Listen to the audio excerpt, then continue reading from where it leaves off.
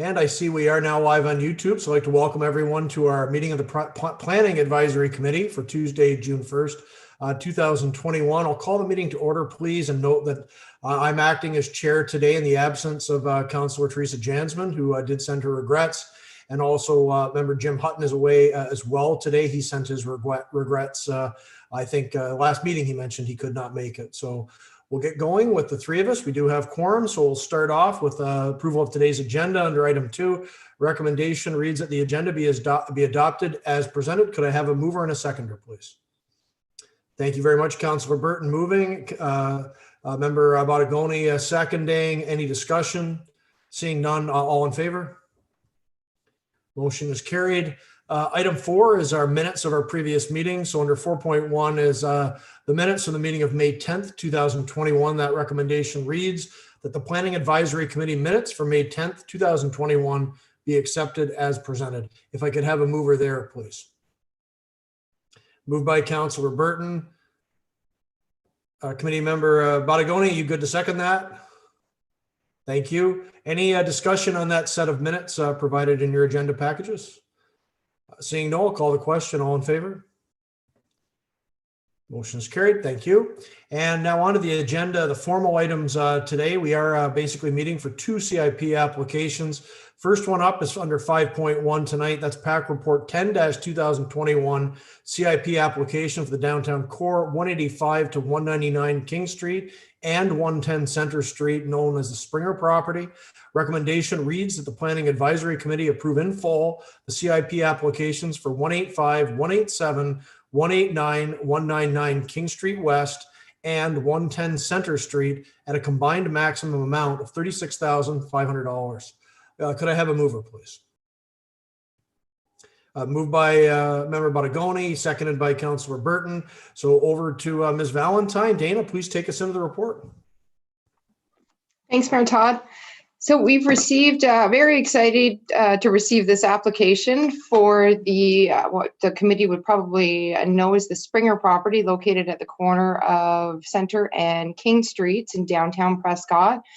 So H&R Block, as you'll recall, the committee recently approved a signage application for H&R Block, which is going to be the new commercial tenant moving into this property. And as part of their leasehold requirements, Springer is commencing with significant renovation. A lot of interior repairs needed to be made, everything from some plumbing issues to fire separation to some abatement of various materials, as well as the replacement of the upper facade windows.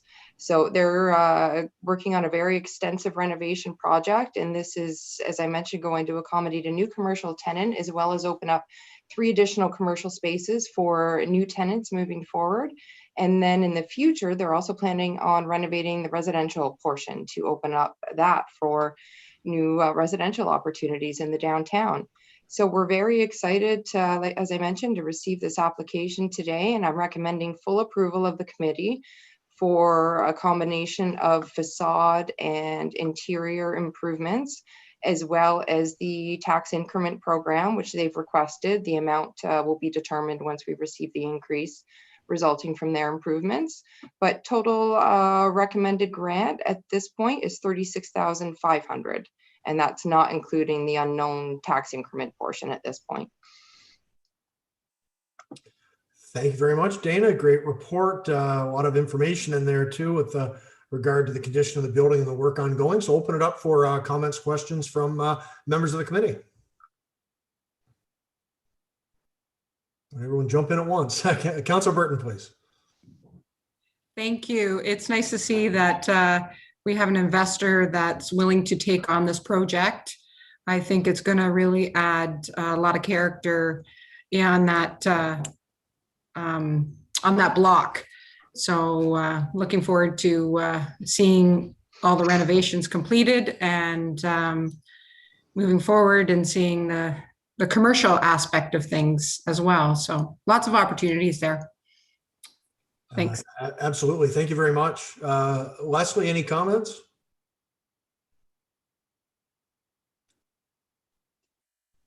No, I'm just stoked.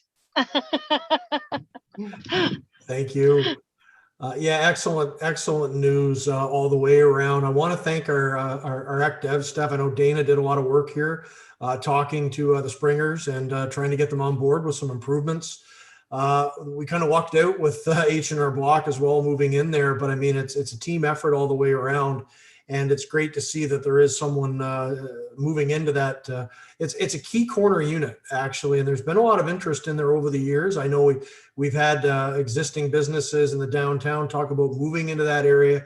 We've had some newer businesses talk about moving into that corner unit, but for one reason or another, and I think a lot of it does come down to building condition, no one has actually moved in there until H&R Block. So getting those corners filled up is key. And we'll be talking about an application in a moment that we're involved directly, but that's filling another corner unit downtown, more recently vacated than Sioux Gold was. Kitty corner from what we're talking about with the museum, but still really good news. Dana, the only question I did have was, and I know don't want to push too much on this because they're doing a lot now, but on the residential component in the upstairs, they talked about any sort of time frame? Are they just looking to sort of secure it now with the windows and then look at the future, seeing what the demand is? Because there is a real demand out there now for good rental units and reasonably priced rental units in particular. So adding a few more to the stock in Prescott overall would be huge, I think, for the community at large. So the focus is definitely on the commercial side right now. They're trying to fill those spaces first, but the residential will definitely be part of the phase 2, Mayor Todd. Unfortunately, they haven't given me a firm indication of timing, but I would anticipate sometime in late 2022, you should see the residential work commence.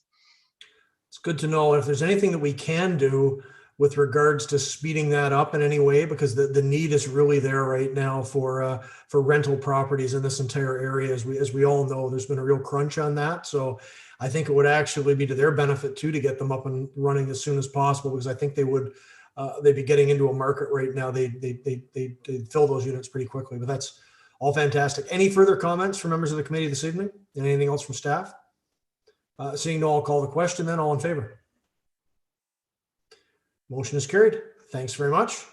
And we do have the other main item tonight. That's 5.2. It's PAC Report 11-2021, CIP application downtown core. This is for 202 King Street West, the Doyle Museum property. The recommendation there reads that the Planning Advisory Committee approve in full the CIP application for 202 King Street West at a maximum amount of $13,500. Could I have someone make that motion, please? Moved by Councillor Burton. Leslie, are you okay to second? Thank you. And over to you again, Dana, for your report. Thank you, Chair Todd, through you to the committee. So we've got, as Mayor Todd mentioned, we've got an application for the property that's located kitty corner to Springer. This is going to be the future home of the Prescott Museum and Visitor Center. And as part of the lease agreement, the owner is prepared to make several property upgrades, including HVAC and a new exterior accessibility ramp, which is fantastic. We'll be seeing another downtown commercial property become accessible to really, fully benefit the community. And they'll be completing, installing some new first-story windows as well, due to some damage and some leaks that are happening there, as well as a new door and entranceway. And then the museum, the town would take the lead in making the remaining leasehold improvements to accommodate the new museum and visitor center. So we're recommending full approval of this application in the amount of $13,500, and it would include the facade grant, interior grant, accessibility grant, and the permit fee. Thank you very much, Dana, for that thorough report. Open it up for comments, questions from members of the committee. Councillor Burton, please. Thank you. I think it's one of the important aspects of our history in town to have a museum and to make sure that it is accessible. So I'm happy to see that it is going to be accessible, and the ramp is going to be facing west, I believe. Is that correct, Dana? Yes. Yeah, that would be the entrance to the ramp. Yeah, okay. With lots of room still to allow for pedestrians to make the egress around the corner. We're very cognizant of the fact that it is a corner property, and there'll be ample distancing provided to ensure pedestrian access isn't hindered. Great, thank you. Muted again. Thank you very much, Councillor Burton. Ms. Bottigoni, any comments on that report? Good stuff. I guess the only question I would have, and I've talked to Matt a little bit about this, but just for other members of the committee and maybe any of the public, and it's also something that we should bring back to council for a quick update. We were talking about opening the museum for Victoria Day. Obviously, that didn't happen. We've been sort of in varying levels of COVID heck and COVID hell for the last 6 months to a year. So Matt, Dana, can you provide us a little update on what we're looking at for timing there of when the work's going to be finished and we'll be able to open the new museum? So I think we're aiming at this point for September. We know that museums can't be opened until at least stage 3 of the reopening plan. So that's kind of allowed, it really depends on how quickly the renovations are completed. And then with our new manager of community services, that this will be their kind of #1 priority, is working on the exhibits and getting it activated. So I think that's kind of, in terms of timing, what we're aiming for, and certainly that we want to be able to achieve it, but at the same time do a really quality project or product. Absolutely, and thank you for that. It's a shame we're going to lose another summer on this, but with COVID, there's obviously no choice. But we'll have the extra time to really make a first-class impression there. And the other good part of it, again, is we've got 2 of the 3 corners down there will be filled up at that point, and that's the busiest corner in the downtown. So looks good for us all. And if we've got Boomers heavily, a lot of work going on there again lately. So we're really kind of setting things up for a much busier downtown as we get into September. So fingers crossed that the rest of the year works out to our advantage, but it's looking great right now. So no, that's all I had on this. Any further comments from the committee? Seeing no, I'll call the question, then all in favor.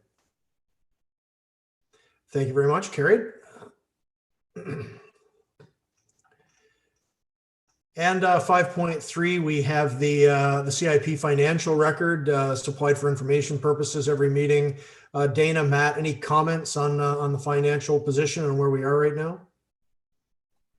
No, I think we're quite pleased that we still have approximately $45,000 left to allocate this year as projects come in. So I think certainly we were very interested in the Springer property and moving that one forward, as well as the 202 King Street that you see before you this evening, and then just being able to continue moving those, and we're quite happy with how that's proceeding.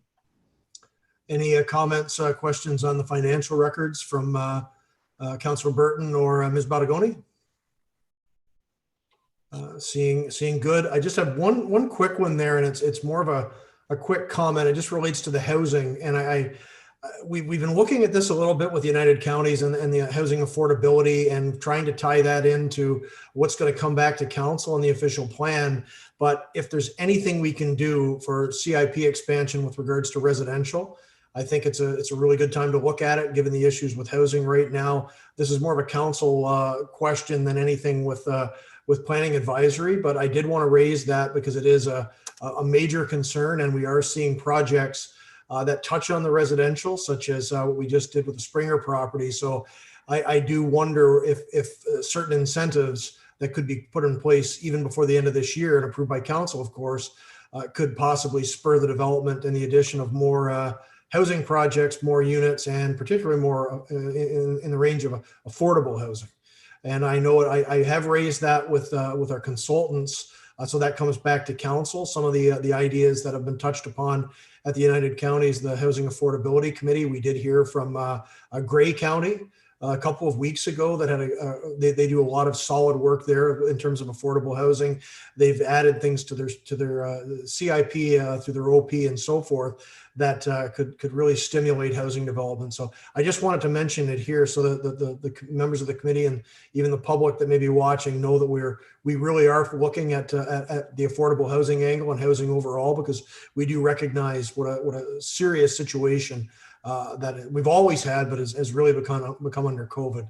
So I did just want to note that tonight, and we're moving along. We do have some some dollars left in the remaining funding if we were to kind of maybe a bit of a transition the last 6 months of the year, if possible, to something regarding affordable housing. I'm not going to say that's absolutely possible right now, but it is something that probably needs to be discussed more thoroughly at council, especially as we finalize the OP. So just did want to raise that because housing is such a key thing, and we've got an opportunity potentially in that Springer property. Actually, Dana, just a real quick question. Do we know how many units are possibly available upstairs there? Upstairs, I'm not 100% sure. It's pretty wide open, so they're just kind of assessing to see how many units they can get in there, feasibly. But I believe there were 4 at one point in the past, but I would definitely have to confirm that. But I'm happy to follow up and report back at the next meeting. Chair Todd. Yeah, thank you. It would be interesting to know just because of the demand out there right now, and it'll be interesting to see just how quickly the Stefano building and the Daniels lot fills up as well, because I think there's so much pent up demand there for affordable, but also for mid and higher range units for people retiring and people looking to downsize. So as long as we keep an eye on Something that is exciting is the Davies property. I'm sure you're aware, but there's 10 new apartments going into that he's working very hard on. So I am very excited to see those open up where Glitz is, the second and third story, and then in behind. So pretty excited about that. Do we know of a time frame on that? When I know he's been working pretty heavily on it since he's gotten back to the country, but any idea when those will be available? I'm guessing this fall, but again, I'm happy to confirm with our building department. I can ask Sean and see where the project's at. Great, thank you. Yeah, it is good to see we are definitely adding units, because we've had a lot of people have just left those units open for years because of various condition issues and so forth. So it's really nice to see that, and if there's any way that we can kind of spur that along more, because there are more units on the other block as well on the north side that could be made into good residential again. So again, this is a discussion in some ways for another time, but I did just want to raise it because it kind of ties into everything we're trying to do with the downtown and with these CIP applications. But definitely something that'll come back to council for the official plan discussions through the consultants. Some of the Grey County stuff it was pretty interesting. That was a good presentation that was provided to the county's committee there the other week. So, any comments from members on housing or the CIP financials? Great, thanks very much. So 6 is new business. Any new business to be presented this evening by committee members? Saying no. So that takes us right to item 7 and our adjournment for this evening. Can I have a mover to adjourn, please? You both kind of tied that, but I'll give that one to Leslie, seconded by Leanne. All those in favor? Great. So we are adjourned. And as always, staff will let us know when we need another meeting. We've had a number of these CIP meetings lately, and it's all good news for the downtown. So thanks to staff for bringing us these great opportunities, and we'll see everyone next time. Take care, Thanks, everyone. everyone. Have a fantastic